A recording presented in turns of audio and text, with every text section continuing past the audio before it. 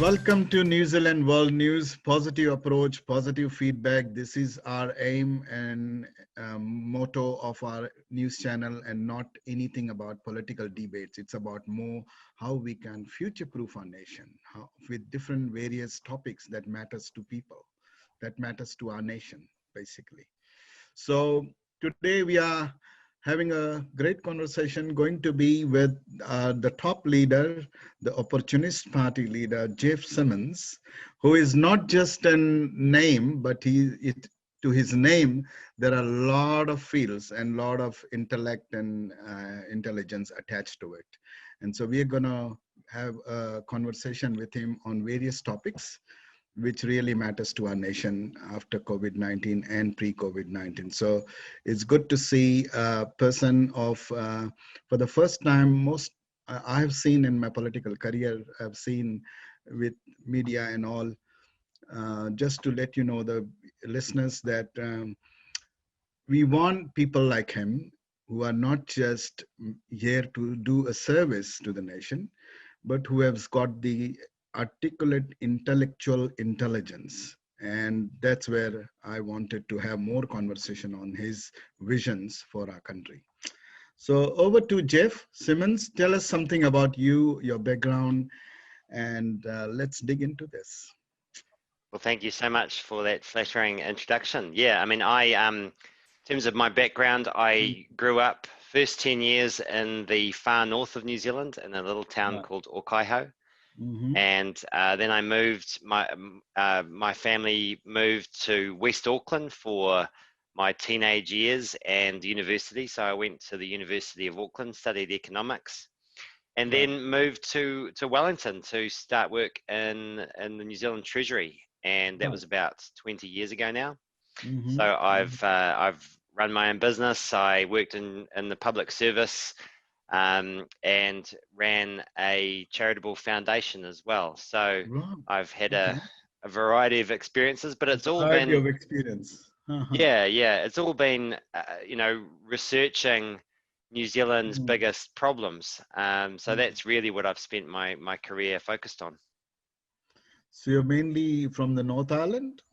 Yes, mainly from the North Island, slowly emigrating south. I'm not sure if and when I'll end up in the South Island, but Wellington is home now. Right. Fantastic. Yeah. Yeah, no, definitely. I would like to get into more details about your visions and the intellect that you can bring to this country. And we need more people of that caliber rather than just having the heart. And you being in the business, so which means you have got the first-hand experiences of many aspects of the life of a human or of a journey of a person. So let's start. The first topic that I would like to talk about is the human rights after COVID-19 and before COVID-19. And we have been governed by the international human rights or the United Nations, which are regulated, whatever we call it. But as far as our nation is concerned, how do you see the future proofing of our humans' rights? And when you say human rights, people get confused. What is rights and what is entitlement and what are exactly right to freedom and right to this? But it's more about how we can look after by giving the basic entitlements. Really speaking, this is what I want to future proof and see how we can do in this. What's your vision on that? Yeah, so just on the rights side of that, I mean, I would say that New Zealand has a constitution, but it's not a very clear constitution. And there's been a debate for some time about developing a written constitution, which a lot of countries overseas have. And I do think that is a direction that we should be moving in. It's not something that you can do overnight, but certainly something like that would help clarify people's rights, and provide some checks and balances against government taking people's rights away. On the entitlement side of things, I mean, the big focus for the Opportunities Party is around the universal basic income. So what we'd like to see is that we move to a situation. I mean, we already have a basic level of education and a basic level of health that's provided to everyone. Yeah. We'd also like to see a basic level of income. So what we're suggesting is $250 a week, no questions asked. So everyone gets that. And that allows for a massive simplification of our tax and welfare system, because at the moment, whenever people are on a benefit and they work, they lose that welfare, and that often traps people in poverty. So a universal basic income removes the stigma. It rewards unpaid labor, all of those people who are looking after elders or children who don't get paid for that.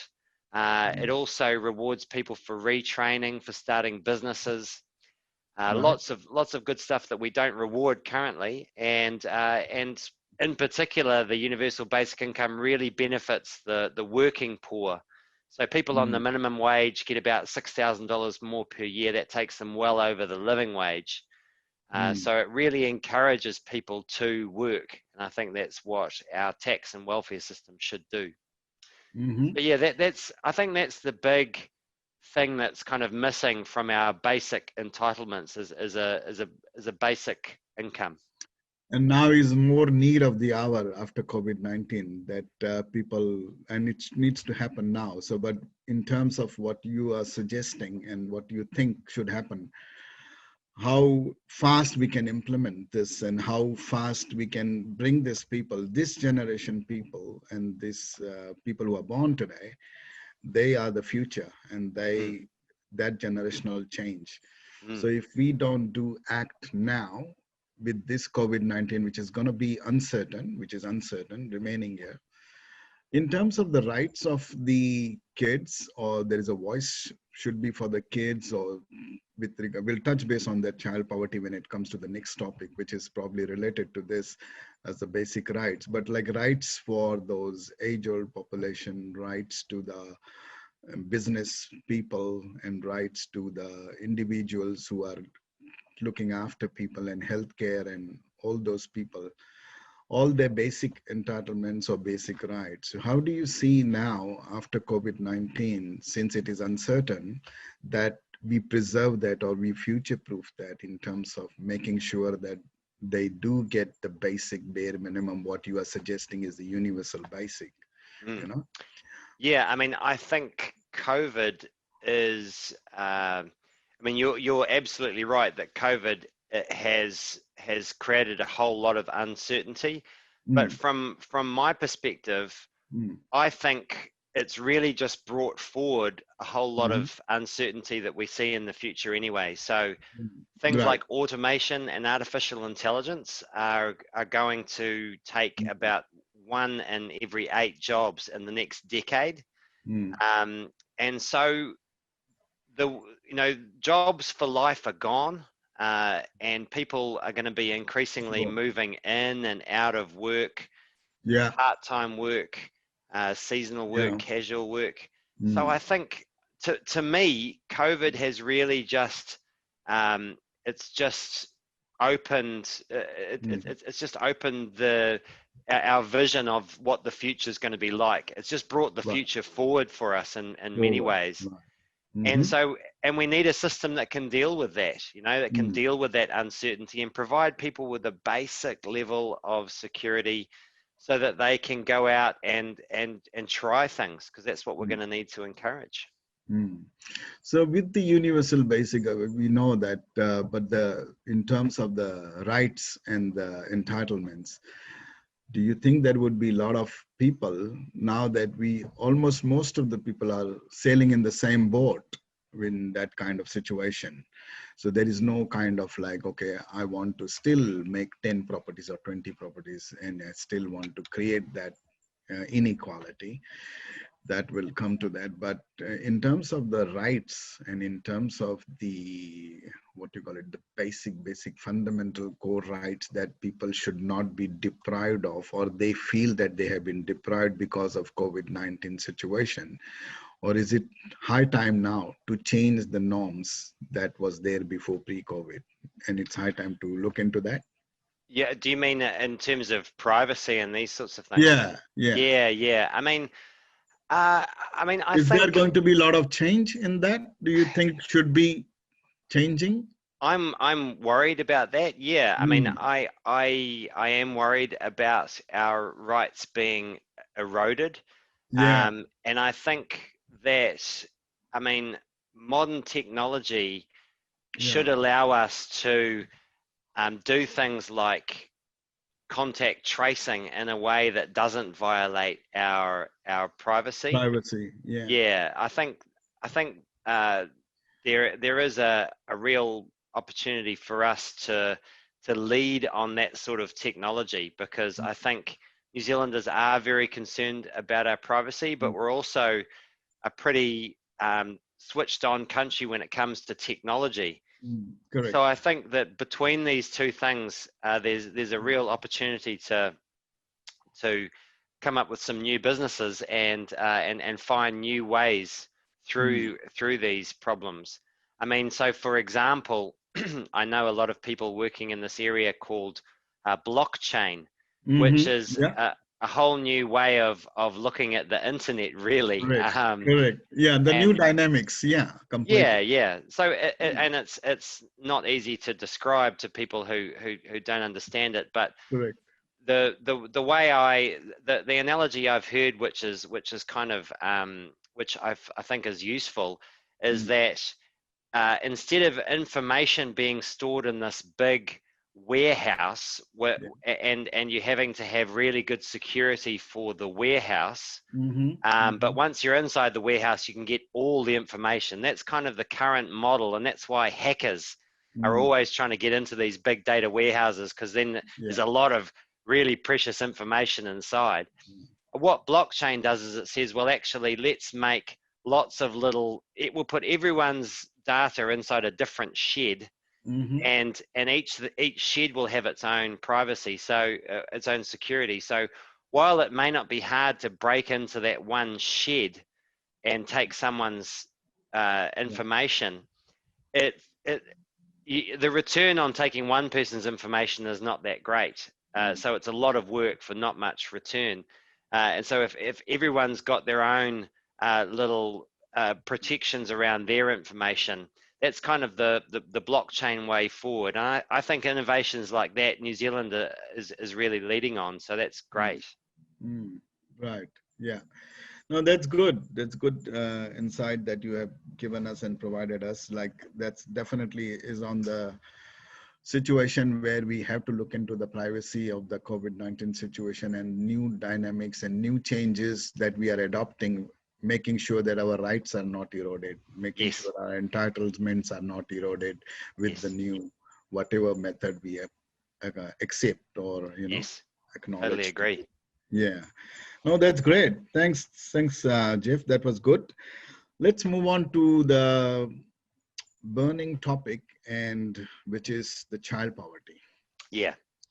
Now, child poverty has got different interpretation by different people has done, and why it has happened, and why it was in the first place not acknowledged, and why it took so much time to acknowledge that being a first world nation, why do we even discuss child poverty?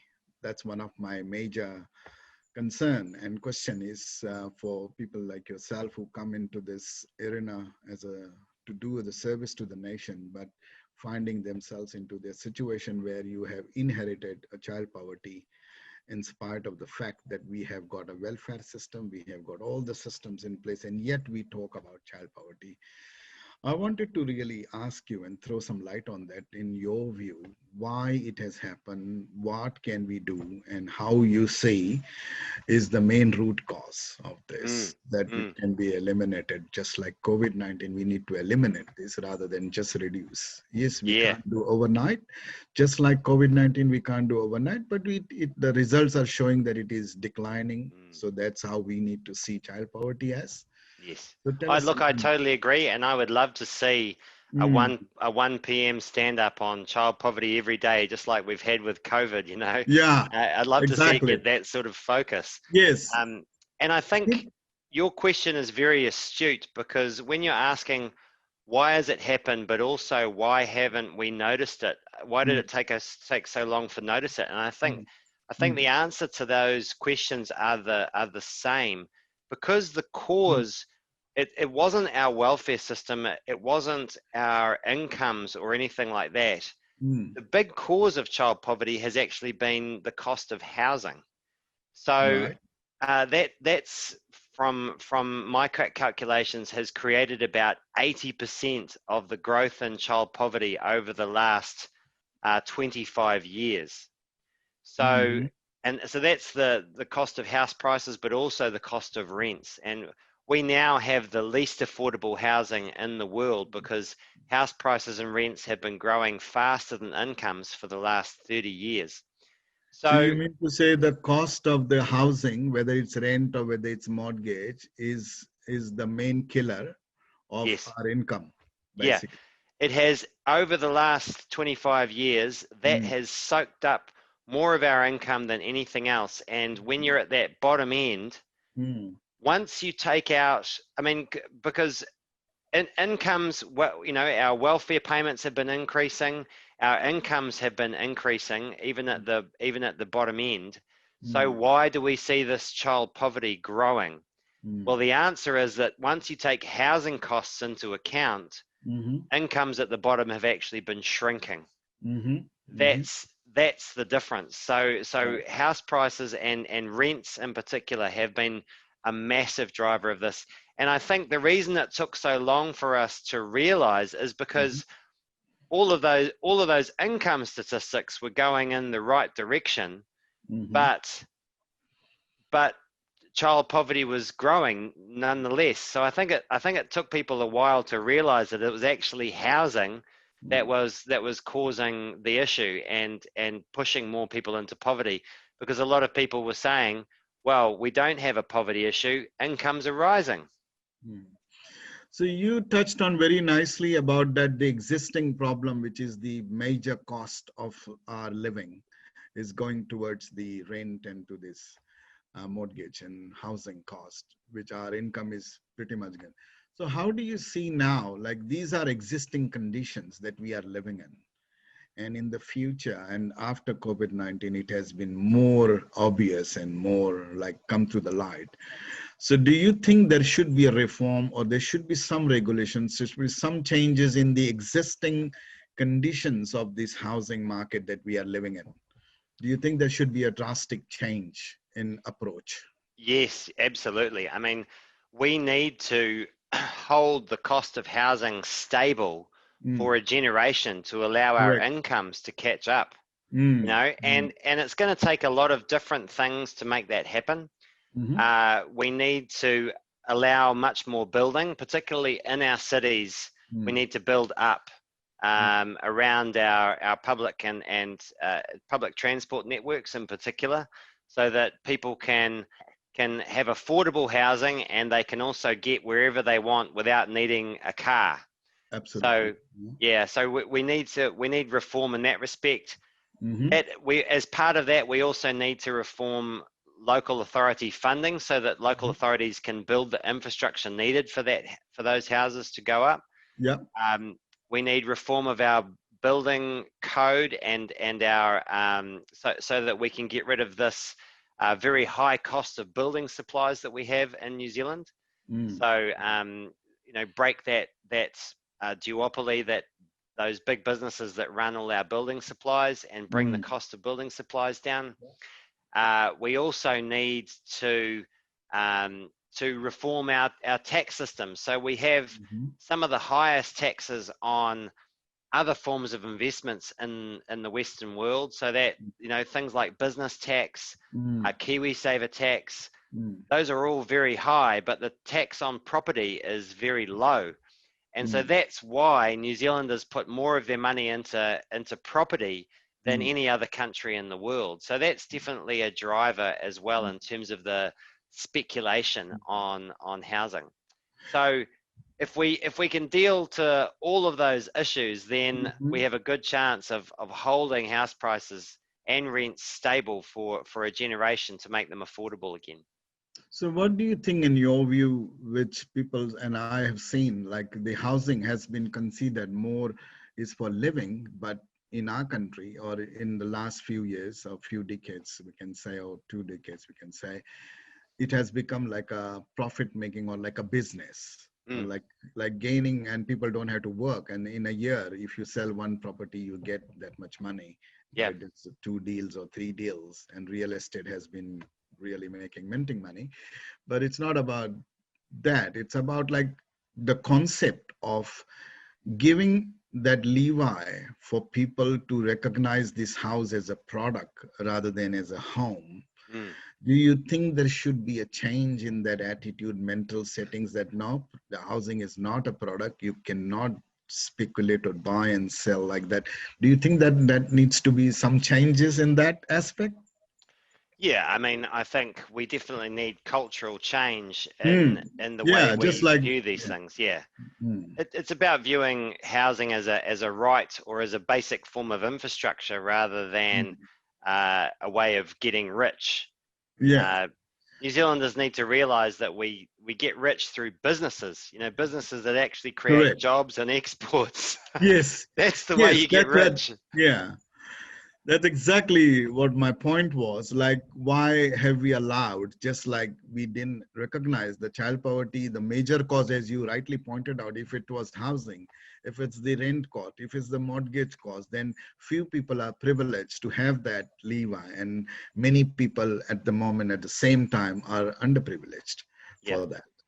And so in my next would be aspect would be like, so child poverty treating the government currently and the future governments, whoever, like we got my free lunches of kids, all those kind of things that the government is planning to do or doing to acknowledging and reducing the child poverty. But this is just like, is it just like a band-aid, or yeah, it's not going yeah, to be the hardcore issue? Because what you are pointing out is a hardcore issue yeah, of child poverty is totally different to what we are trying to do here. yeah, yeah, absolutely. But I Hmm. mean, this is the But it is still required and it is still need yeah, of the hour. It is yeah, yeah, definitely yeah, need of the hour. It needs to happen. yeah. But But it's not going to the solve the long, underlying issues. hmm. Yeah. Under the long run, what would you see happening in terms of this kids aware, kids voice, or kids child poverty should not be there, really speaking? No. What will be your one aspect that you would like to see happening with any government who comes in?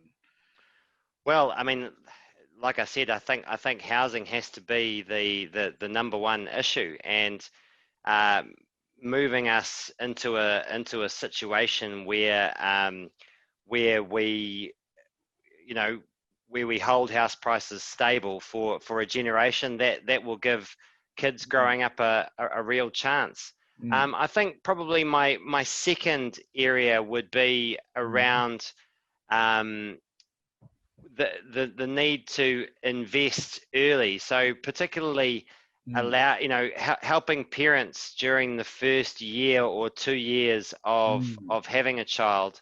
mm, um, and I mean, a lot of people talk about paid parental leave, but that mm, actually helps people on higher incomes more.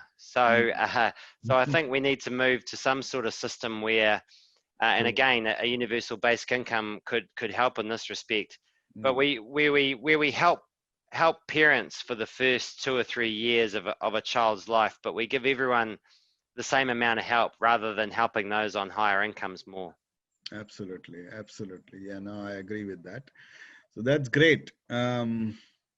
Fantastic, Jeff. So there is a lot of work to be done in the child poverty aspect, I believe, from a housing perspective. And then it also needs to be put immediate actions, because as you said, it's not going to happen overnight. No, Same thing, how housing we can't overturn no, overnight. no. But there's over a period of time, what existing system, what I have seen has been built up is the negative gearing that people have accumulated. Yes, And we have allowed that to happen. And yes, government has overlooked that aspect, not realizing that that has affected the child poverty yes, more rigorously. So yes. That's really a concern to be looked into, and I think Yes. you will definitely point it the right direction. So thank you very much for pointing that out. That's great. Now let's move on to my third topic, which is my favorite, and I would like to have a little bit more time on this. And with your intelligence and experts, is again relates to lots of things what you said just now, which is housing and business and all that. So we are talking about here about small businesses, not just small business, but business in general and any business, because that's what the future proofing of our nation is built on. Small, self-employed, medium, Yes. so large businesses, we all need that. In terms of that, I have got a very peculiar question, unique question that I have seen during the COVID-19 that there is a support coming in the by way of wage subsidy, by way of business loans. However, what I've seen is the businesses are not falling down because of business is not there, but I felt more issues are because that cost or that money that businesses are getting is actually paying to the existing system of commercial lease cost, which is not really going in the business pocket, but it's going towards somebody else who is already in that situation and he's getting paid his dues on a regular basis without any disturbance. Whereas the businesses are really closing down because they cannot afford now the lease cost, what they were complacent. What's your view on this? Do we think we should really hardly look at the existing lease cost or existing costs that are associated for the small businesses, which is really a killer for them? Oh, look, I 100% agree there. I mean, I think we should be, what I've seen in the small businesses that I've talked to is that the ones that have sensible landlords, commercial landlords, Mm. have worked out an agreement where they have shared the downside of COVID with their landlord. So, for example, in a time when during lockdown, they shared the costs. So for example, the landlord, if the business was completely closed, then they dropped the rent by 50%. Yeah, You know, yeah, and I think that sort of arrangement makes sense, and we would like to see that arrangement made the norm across all commercial leases. that's Um, exactly what I'm trying to say. That yeah, should we have a regulation? Should we have some sort of policy that will yes, yeah, monitor these things? You know. absolutely. I think that should be the norm, Mm, and we mm. should just make sure that businesses are sharing the pain with their landlords of Correct. any sort of lockdown, because as you said, 20 minutes ago, COVID's not going away, and even if Mm, it does go correct. away, Yeah, there's potentially more pandemics coming down the line. So I think absolutely. spending time coming up with a system which can deal with this stuff now is a really good investment. Like future proofing, we need to be prepared for now. Yeah. We have to put something in place now and not Yes. wait for things to happen. So just from that angle, yeah. Absolutely. And what do you think about the businesses that are like, particularly, I want to ask this a very good question about self-employment. Like we know 95 plus people are small SMEs, but out of that 60 to 70% are self-employed. Yeah. And those self-employed are basically professionals like lawyers or plumbers or electricians and all that, which we describe it as essentials and non-essentials and whatever, but these are services. But I'm more interested in your question because of your business background, because of your visions for tax and businesses. Question for you is like, how would you deal with professionals like lawyers and accountants, mortgage brokers? They are all related to either housing or professional services to run the business or compliances of the businesses, statutory requirements of the businesses with IRD, tax, all that. But if businesses don't exist, then these services also don't exist. And so it's a domino effect, kind of. Now, in terms of your visions, so we have to make sure that the businesses grow and come back faster so Mm. that these services still remain. And you rightly said, like, okay, if the negotiation with the landlords and the businesses for the rent, we make a regulation of 50% and make a norm, what would you see in terms of lawyers who were charging before pre-COVID, but now they are not even getting clients, say example, or accountants or mortgage brokers? So what sort of arrangement you think they should have in terms of, and how do we deal with this? Yeah, partly. I think Mm, the golden days for lawyers and accountants correct. is probably over, right? Over. Yes. The ability to Mm, charge through the nose for their mm, services is diminishing, and yeah. I think as we see online technology like Zero and MYOB coming on Yeah. stream, that accountants and we will see similar things for lawyers, right? There will be a Yeah. Zero for lawyers at some Absolutely. stage. In fact, I know Yeah. it's They in will. development right now. That Mm, that people are mm, trying to work it up now. yeah. So the accountants that I'm talking to are being forced to diversify their services and focus much more on business advisory and Mm, how they can yeah. help their businesses grow. And I think that's actually fantastic. That's really what The accountant automation should do. should be doing. Mm, Forcing, if you're providing a skilled service, you've got to move up the value chain and offer more value for mm, your time. So I think there's still a massive role for the likes of accountants and lawyers, mhm. and it's all about adding value and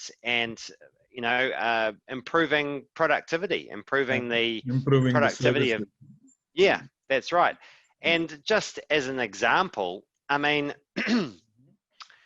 you know, overseas, I know that there's a mhm, lot more, like in places like Europe, there's a lot more effort that accountants put into things like benchmarking.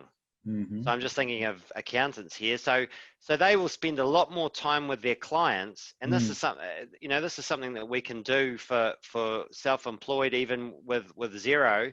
Yeah. They spend more time with their clients going, okay, well, here's a similar business, here's what an average business that's similar to yours looks like. Gee, they're spending a lot less. You spend a lot more on power Mm, than the average business. What might be mm, driving that?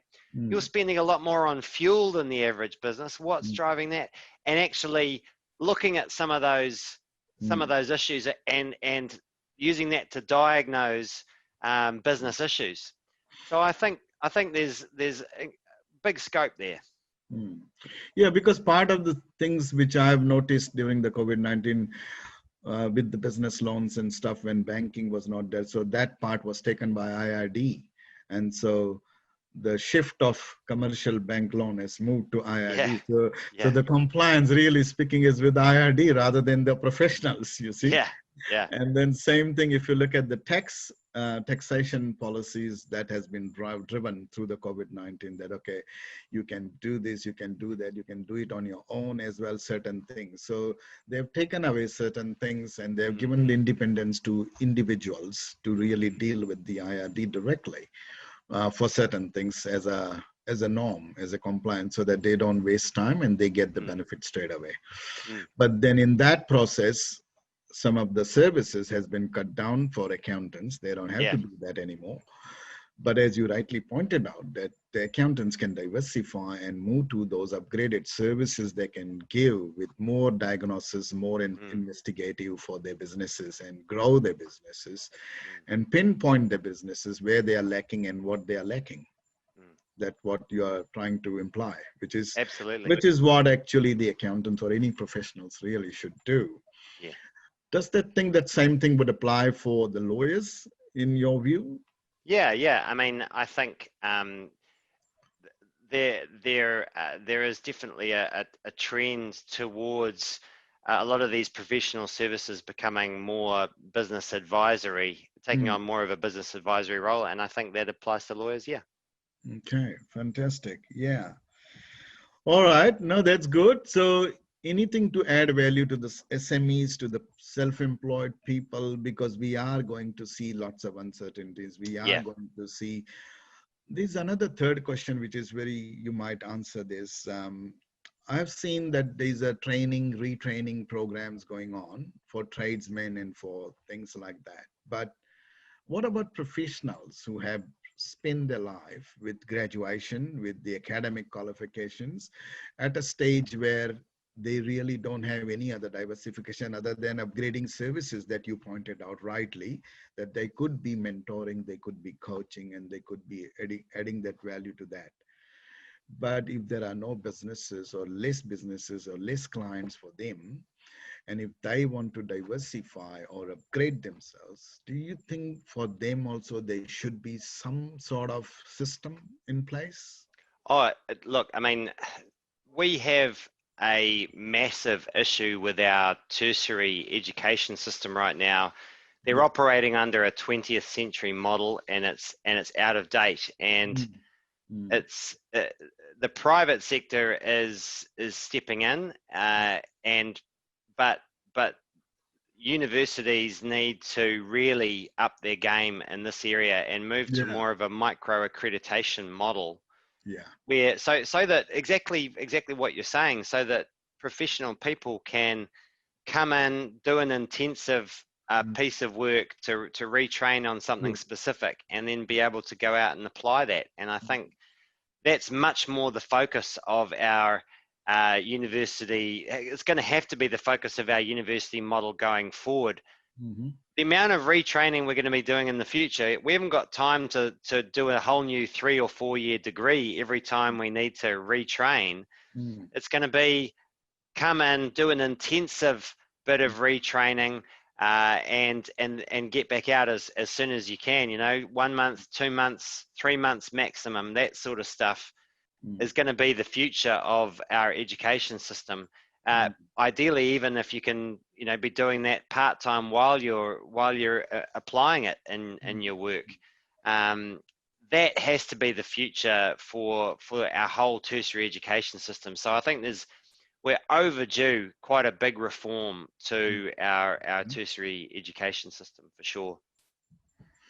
Yeah, because we have seen the value of those buildings of universities is quite high. And we, as you rightly pointed out before, when you said like optimum utilization of the Yeah, space and the value, and that's where the child poverty and the housing and all these are yeah, created. And the businesses have the shared kind of shared agreements that could work very well for everyone. And yeah, that's where I think this is one part of the puzzle with the education and with the retraining program, proper utilization of the expertise that we have got in the universities, yes, really yes. speaking. So yeah, I 100% agree. I couldn't agree more than that. It was really fantastic. Um, yeah, that makes sense, Jeff. It's absolutely brilliant. Okay. Sounds good. So you do have that kind of acumen of business and small businesses that you would like to see lots of things happening and not just business loans or supports for Yeah, money or financial, but this is quite important. yeah. I So, mean, I think just to give you two examples of schemes that have worked really well overseas that I'd like to see here, mm-hmm. see operating here, would be helping our small businesses uptake digital technology. So, having someone come in and assess a business Mm-hmm. and give them a grant for training, or for the equipment that they need to make sure that Yes. they're Yeah. using Zero, that they're using cloud computing, that they have the most up-to-date uh, software to manage their business. And that there's enormous productivity gains that go along with that. Mm. Um, the other big second big example I'd say for this, and this has worked very well in Europe, Mm-hmm. is energy and resource efficiency. So again, having someone come into your business, assess the business, find out areas where you're wasting energy or True. wasting resources, Mm. and and help the business just change those processes to tighten things up. And those sorts of programs are great. Not only they're great for the bottom line, but they're Mm. great for our environmental outcomes at the same time. So there's Right. win-wins there that we know exist, Mm. and but New Zealand just hasn't put in place programs to deal Mm. with that stuff. Mm. So the final point for the startup businesses who are going to start up during this COVID-19 situation, how do they make business as usual, which is what would be your advice to them? Or how do they really deal with this kind of, because they are living in an uncertainty, but they are starting in an uncertainty, and business is uncertainty. So business is not certain, anything, any business you do. But Yeah. people during this time who wants to start up their own business, like particularly in creative field, so they wanted to do investments on equipments and stuff, like suppose, say for example, somebody who wants to do a creative business of films, music, or a camera and all of that, photography and production. Obviously they have to first invest, and they don't know whether they will, and then they have to show their work, and then they have to get the clients, right? So in that scheme of things of COVID-19, where there is a lot of uncertainty, but people do want this kind of services. They haven't changed their lifestyle. They haven't changed their mindset yet. What would be your one thing for this startup businesses that you would like to see happening as a vision to future proof that any time, whether this situation is here or not, but they can start business with confidence? Yeah, I mean, I you know that famous phrase, Mm. it never waste a good crisis. You know, Yes. there are opportunities Yeah, in there any are. crisis, yeah. And Mm. so in some ways, it's a terrible time to start a business. But if you can see opportunities in what's going on, it's a great time to start a business, Mm. because there will be quite a lot of disruption as a result Mm. of the Mm. current upheavals. I mean, personally, I know that as a result of the COVID-19 lockdown, Mm. I've switched a lot of my buying, my purchasing away from supermarkets Mm-hmm. into online. Online, yeah.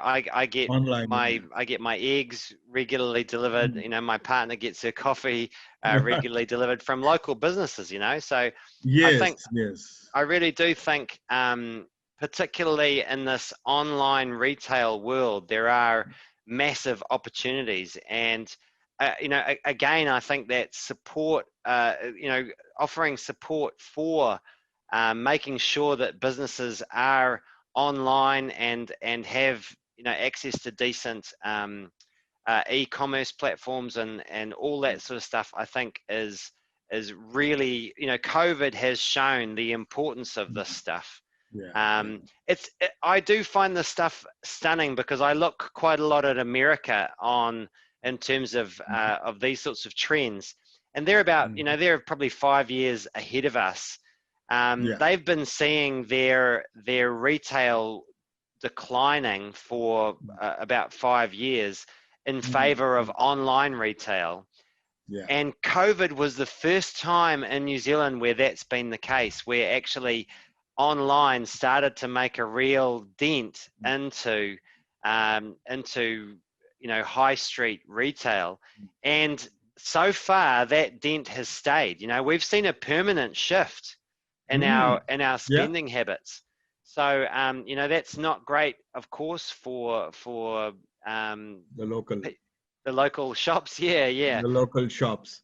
So yeah. do But you think there should be some sort of regulation around that? Do you think, like, rather than, so that everybody is a win-win situation, there should be some control or some monitoring or some sort of association, or trying to put like the Commerce Commission coming in and saying that, okay, look, buy local, be local, all it's good to say, but how do you put some policies around that so that people are automatically inclined to do that rather than, you know? yeah, that stuff is difficult to do. I mean, Mm. I think as we as we move to a more environmentally conscious world, people are a lot more conscious of how far their products have traveled, and we've got to make sure that those costs are built into the cost of providing goods and services, so that for example, there's a lot of work going into waste to make sure that the manufacturers take responsibility for the products after they've been disposed of. So there's a lot of work to do there, but I think once we really move down that road, it will make a lot more sense for people to shop local and to get things fixed locally and all that sort of stuff. But again, frankly, in terms of the high street retail side of things, the real winners from the pre-COVID world were those commercial leaseholders that we talked about, right? The people owning the commercial property and leasing it out.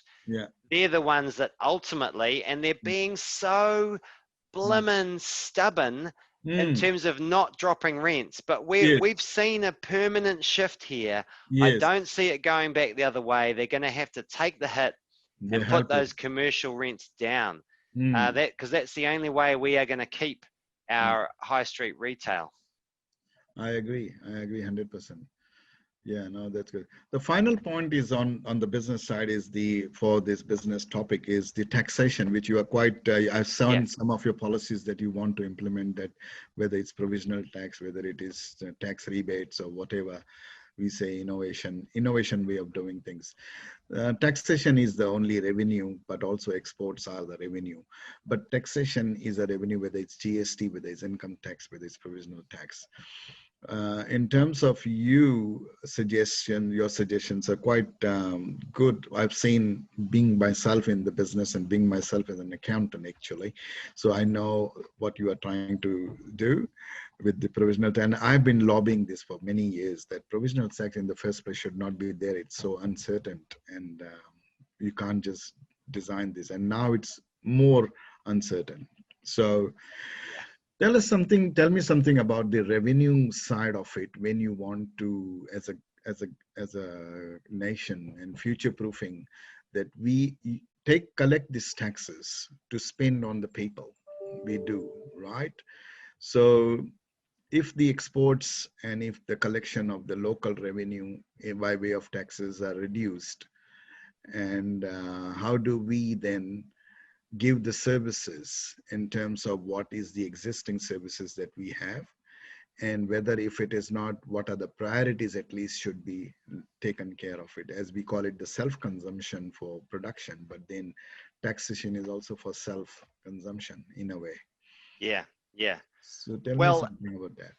I mean, I think the kind of economic shock we've had lately, this is not what we economists call a supply side shock, where the costs of things have increased. We're not in a situation where inflation is an issue. So it really is about stimulating demand. And when that is the case, I really don't see a problem with the government, not being able to meet its needs through taxation in the short term. Our debt is very low. We can borrow money at very cheap rates, and even if we've got a reserve bank which is so desperate for the government to spend more money, that the reserve bank is even buying the government's debt off the banks to keep interest rates really low, so that the government can borrow more. So in this situation, and for the next year or so, we shouldn't be worried about debt. We shouldn't be worried about bringing in enough taxation. We really have to focus on making sure that the money we spend gets spent on the best possible things for the long-term good of the country, because this is, again, to come back to the idea of this being an opportunity, New mm, Zealand mm. has had an infrastructure deficit for probably the past decade. Yeah, Now is the true. time to invest to catch up Yeah. on that infrastructure deficit. Our economy needs stimulating. So Mm, let's invest. mm. Absolutely, let's invest, but let's make sure that we invest in the things that we're going to need in 50 Mm. years' time, not in the Yeah. things that we only need right now but won't need in 50 years' time. At You least know? we need to grow our kids and to grow, make them good adults and good senior citizens. Exactly, exactly. Yeah, children are an investment. Things like early childhood education Mm, is an mm. investment, and that is something that I think, you know, we should be looking to Yeah. improve our early childhood education. That would be a great, um, Start. Yeah. a really great COVID, shovel-ready infrastructure Sure. project. But also I we like have, that. yeah, Yeah, I like we that. also Yeah. have homes that are cold Mm, and mm, damp. You know, mm, we mm, could be insulating those. That's an easy win in terms of our in terms of mm. something we could do very quickly to stimulate the economy, but also leave us with something that we need long term. It's fascinating talking to you about the business aspects and the way you coming up with it. So I keep my mind goes another question, even though I don't have much time. But anyway, my final question that I just heard today, I think the bank is offering less than 2% interest for the first time in New Zealand. Now, do you think it's a good thing?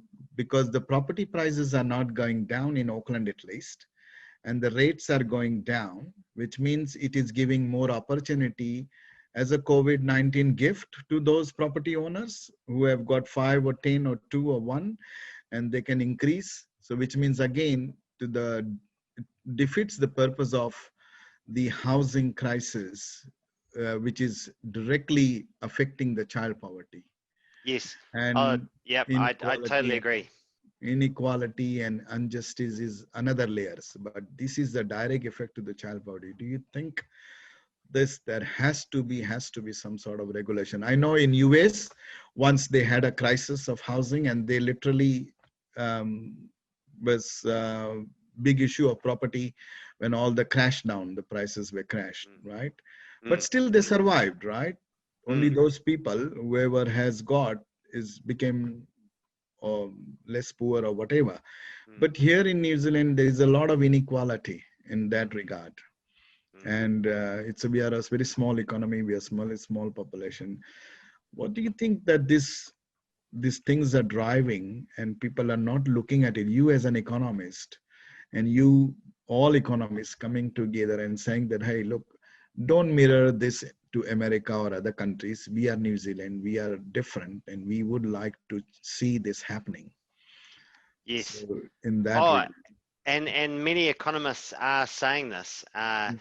It's it really what is holding us back, I guess, is the conservative nature of our politicians and our public sector officials mm, who don't want to rock the boat, if you like. mm, But there are many economists that are saying exactly what you are mm, saying right now, that mm, this uh, old paradigm that we have yeah, of reducing interest rates every time we have an economic crisis mm. is actually just making the housing crisis worse and worse. Worse, yeah. Yeah. So I totally agree with you. I think we need to experiment with our monetary policy. Mm, There are some innovative ideas out there that we could try different things mm, that would stop uh, our house prices increasing every time.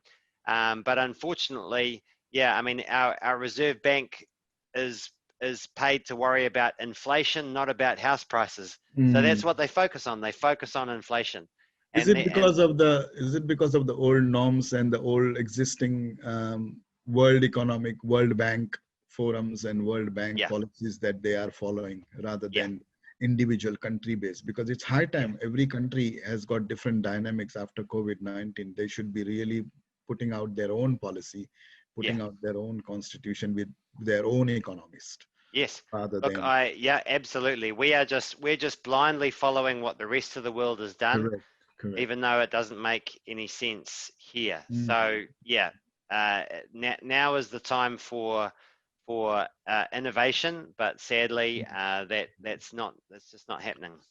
We would like we would like you to take that initiative, Geoff, because I think you have I would already love done. to.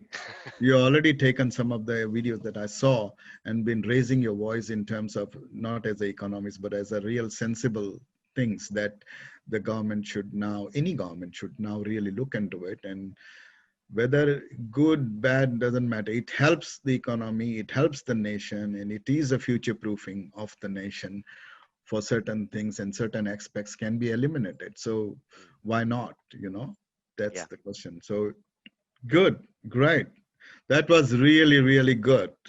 I love your whole analysis of businesses in terms of all aspects, whether it's taxation, whether it is growth of business, whether it's professionalism, whether it is, startup businesses, all fantastic insights and inputs you've given me.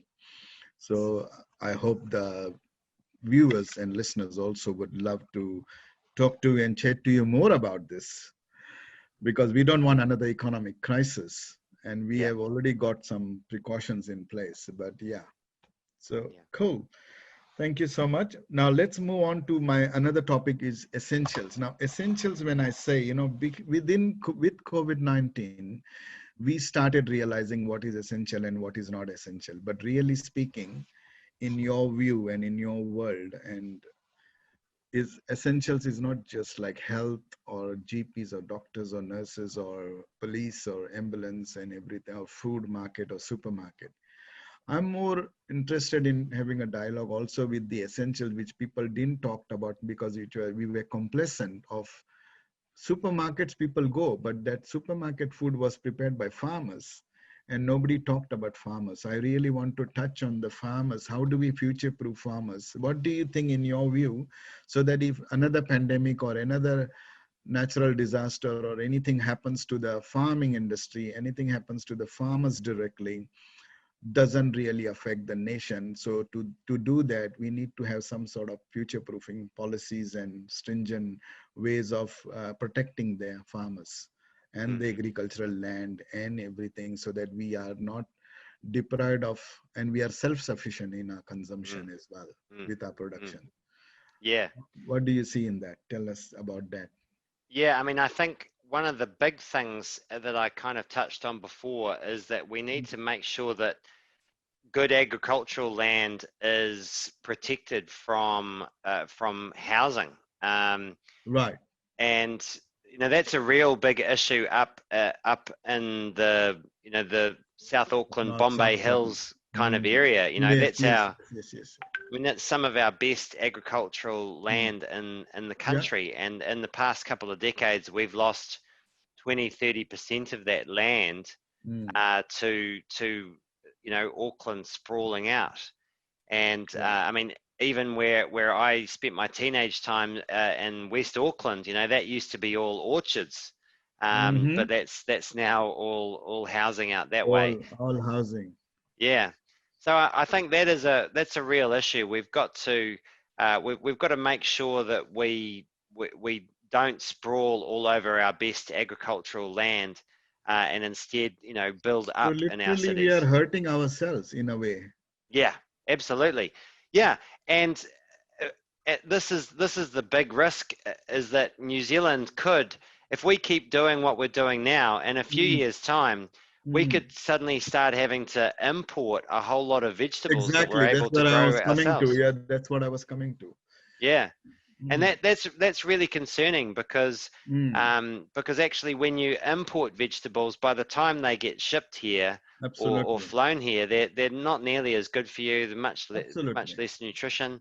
So I think there is a real issue there that we need to talk about as a nation. Well, I can tell you that one thing. I had a first-hand experience when I was in the Middle East, in Dubai and Oman, and they don't grow anything because they don't have that kind of land at all over there. And so neighboring countries, particularly also from India, which is 3 hours distance, but they India exports a lot to the Middle East. And what I've seen, the food by the time, as you rightly said, the food by the time it arrives, it's not the same. And at the age of 40, 50, very young, 40s, you start having sickness or health issues. And people don't realize that it's good money over there, but the health is deteriorating. So you spend your money earned on your own health, really speaking. So it's a shame that's what has happened, but people have not realized it. And we don't want that situation in New Zealand, because New Zealand has got a great land, great fertile agriculture. We export our products, and it shouldn't be that we should end up as more importing from other countries. So how do we, put some sort of future proofing that that aspect? And plus, we don't want when any pandemic or anything happens that to be dependent on overseas. Absolutely. We need our own first-hand food, so Yeah. that we are not depending on other, even like Fiji or any other country are nearby there, Pacific and South Pacific, but still our food is our food, as we Yeah. always say. Yeah. Absolutely. Yeah. So no, that's good. So you would like to see some sort of regulations around that, and some sort of policies made around the farming and agricultural industry of the land or whatever, water purifying or whatever. Yeah, We, yeah, absolutely. We need to protect our lands and protect our water. I mean, that's a big issue down in Canterbury with the water mm, quality down there. mm, There where there's just you know an excessive amount of intensive dairy farming on soils that's mm, not really able to cope with it, and that yeah, is mm, putting some drinking water in Canterbury mm, at risk. mm, So and we can't blame the farmers for that, because they've just they've just been yeah, doing what they what they yes, do.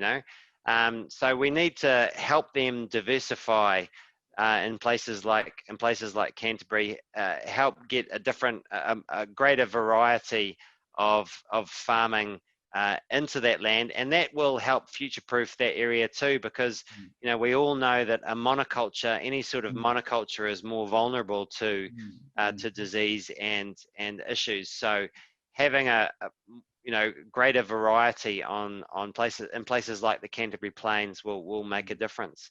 mm, But absolutely, we absolutely need to protect, particularly that mm, high quality agricultural land down in South Auckland and on the Bombay Hills. That mm. stuff is vital to the future of our health.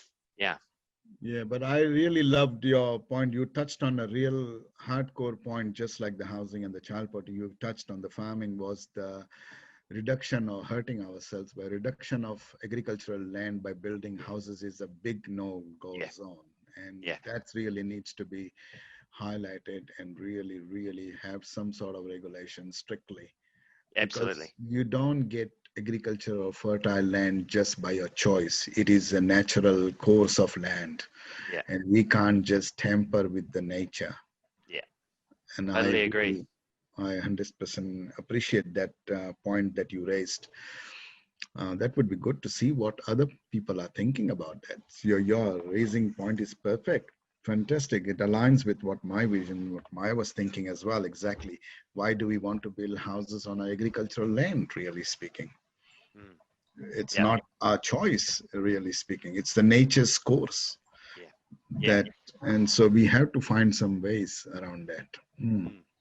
And Okay. it's not good for our environment either, because No, exactly. you then have to commute all the way from Pōkeno to Auckland for Hmm. work. So it's crazy, really. Yeah, yeah. So we are making agricultural into like a commercial kind of commodity or a commercial kind of gains rather than anything else, really speaking, which is sad. Yeah. No, but that's good. At least we have got some sort of positivity outcomes that you are highlighting. And this is what I want to have a discussion and see what positive outcomes you can bring. And we have brought some great positives feedback that I needed. Yeah. Okay, our last topic is aged care. Yeah, Again, with COVID-19, what has we have started talking about support and loneliness and isolation and rest homes and helping these senior people and treating them as separated and treating them as not in isolation. But COVID-19 brought them, at least just like essentials, we started acknowledging that there is an issue that needs to be looked at. But why only COVID-19 when it happens? Why not on a regular day-to-day basis? And my point and my question is here is like, do you think in your view, aged care needs to be looked after on a day in, day out basis? And there has to be some sort of policies, procedures, like they are on superannuation, and then youngsters are paying, as you understand the economics, youngsters pay taxes and we pay superannuation, but we don't get back the experience and the wisdom and the things that they can offer. Mm. How do we mitigate that? And what sort of, in your vision, what do you see happening? Not just protection of the health, not just eliminating their loneliness, not just giving them a network, but actually how we can engage them, just Mm. like a child has to go to a car park or in the park, or child has to Mm. go for a walk. Mm. The grandfather, grandson can go walking and go Yeah. in the park. So I Yeah. wanted to highlight that things and see what is your vision that for the aged care you would like to see, and really Mm. are there enough at the moment existing situations that will help them, or we are just drifting into more mental depression, more loneliness and more issues? Yeah. I mean, I I think this problem goes actually well beyond aged care. I mean, we have a Mm-hmm. mental health crisis right across the Right. country, Yes. and this government has invested in mental health treatment to be, to acknowledge that they have done a good thing. But again, that's a medical response to an Mm, issue. And what we know about mental health issues and loneliness, all the sort of stuff that you're talking about, like I mm, said, it's not just the elderly that are suffering from these things, it's everyone. mm. And what the best way to deal with that is to give people a sense of community, a sense of belonging, and a sense of Mm, purpose. mm. So we actually need to be funding community groups I which agree. which do these sorts of things. Mm, um, and it doesn't really matter too much what they're doing. I mean, mm. It's the it's, engagement. yeah, different things work in different areas. Getting people involved, planting trees, or as you say, Mm. um, you Going know, for a walk. linking between the elderly and school kids, so Mm, school kids mm, can provide the elderly with you mm, know stimulation, and the elderly are providing school kids with some real wisdom.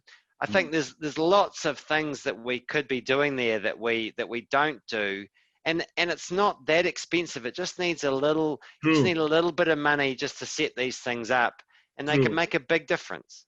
Mm. True, true. I agree with you 100%. So in terms of like, why do we have to treat them as senior citizens or elderly, or why can't we treat them as like their grandfathers or grandchild, Yeah. granddaughters, uncles and aunties, and giving them that sense and engagement. And you rightly said, community, investment in communities, investment in engagement, investment in bringing these meeting these two young and the old together to make a real purpose and a real difference to each other. And as you rightly said, I couldn't agree more than that. It doesn't really cost you that Yeah. much, Yeah. but it makes hell of a good impression and impact to the community, to the society, to the age-old population that we are into. And intergeneration, all sorts of things can really come out as a positive way, in a Mm. positive outcomes with. So in terms of that, so one is the healthcare, one is the, as you rightly said, mental health is not just in that it's everywhere. And emotional well-being, which I say rather than mental health, or mental depression. I rather say emotional wellness or emotional well-being. And every time you need that well-being factor. It's not just when you are sick, you need well-being. You need well-being factor every single moment. Yeah. And how do you mitigate that, or how do you make sure that there are certain things of engagement that you don't drift away from the Mm, well-being and you are mm, not alone, basically. that's right. We came together for COVID-19, working together. So why can't we do that forever Mm, and for anything and everything? mm. So what would be your final word on this? So we started this series that we wanted to give insights of people like yourself, and also really give a voice to those people who are contributing in a positive way with their own, not just experience, but also their knowledge and academic and what they have achieved, and really need to be heard by the people who are not in that space, and not just by experience, but also by qualification and experience. So we need to have a voice for those people, really speaking, in this area of, I don't call politics is a good word when politics was supposed to be for the community. And I call it its social service. And we need people like you. So what will be your final statement word that we started this series? How do you see, what do you see in it? And what's your view on it? You just mean in terms of Yeah, vision for the future? yeah. Well, I mean, I think we are in an incredible time right Mm, now mm, that we've never seen before, and I understand that a lot of people are uh, intimidated or feel uncertain or afraid by the situation that we are in. mm, But I really do feel like this is also a great opportunity to reset our society. And I think, as you yourself said, you know, not only we, what COVID has shown us is that mm. not only can we, when we set our minds to something, we can really deal to it. You deal to it, Um, yeah.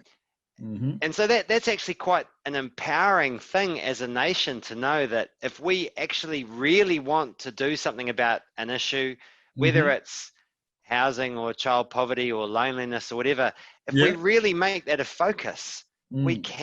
we can solve it. We can deal to it. So Mm. I think this time is actually it's quite inspiring in terms of being able to dream about Yeah.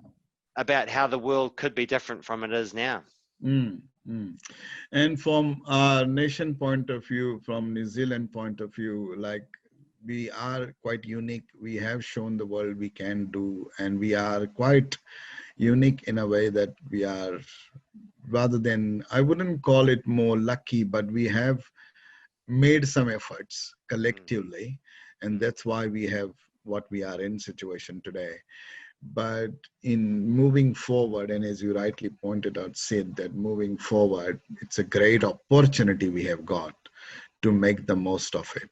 mm, And working together is a concept, not just a concept, but really has to be implemented. mm, So in mm, that regard, what would you say? How would you engage all the, it's not about political parties, or but how mm, the people from diverse and mm, everywhere can show their contribution, give their mm. contribution, and put their inputs. Yeah, How do you? I mean, I think a big part of the problem that we are in now is because everyone expects politicians to fix Yeah. things for them, Mm, um, and actually, I mean, one of the visions I have is to give more power back to the people. mm, mm, Give people a greater say in the services that mm, affect them. Even give some decision-making power back to people mm. through things like citizens' assemblies, which are Yeah. a bit like a jury. You Mm, bring together a representative sample of the population and inform them about an issue, and let them make the decision, you know, in local communities or whatever, you know. So I think actually giving the power back to the people could not only help us solve issues in ways that we haven't done before, but it can also give people a sense that they can make a difference, and therefore they're more likely to engage with things. So I think that's a big part of the way forward from here. Cool. Yeah. No, that's really, we have got so, and so we will see more of you in action. We'll see more of you in not just action, but also giving your wise advices on, and I've seen some amazing things that you said, and you have suggested like a finance, like an economist, and we need people in that area who to act in that particular area. So if there is a finance, then we need that person at least to be well equipped with the finance knowledge to suggest, even make a suggestion, you know. So we would like to see more of this in different areas, different departments, different fields, coming from different backgrounds, but having that knowledge to make that wise advice and wise decision on it. So I really liked your businesses ideas and the taxation and reformation and the way you are trying to transform as well and adopt those bold decisions. So it doesn't matter whether someone is underprivileged or not privileged with that situation, because at the end of the day, the nation goal and for all people needs to be balanced and should be fair and should be justified. So yeah, thank you so much, Geoff, for this great conversation on various topics, future-proofing our country and it's really amazing to see your insights. So we would like to have more and more conversations on this. Looking forward to that, but best of luck for all your future and we would like to see you all the time to make a difference. And this is what we expect you to do that. Thank you. Thanks for the opportunity to speak. Yes. Thank you very much, Geoff, once again. And final word. Yeah. Well, thank you so much, NZ World News, for this opportunity to speak. It's great to see, you know, a focus on positivity and vision going forward. And I think we need to be having much more of these conversations as a nation, rather than just tinkering around the edges. What kind of country do we actually want to see in 20, 30 years' time? That's right. That can help inform how we act today. Thank you. Thank you very much for that, Geoff. We certainly will look forward to more and more meetings and hope we will have more conversation on different aspects, but your wise wisdom, knowledge is required more now than ever and in this country. So, Kia ora. Kia ora. See you. Bye.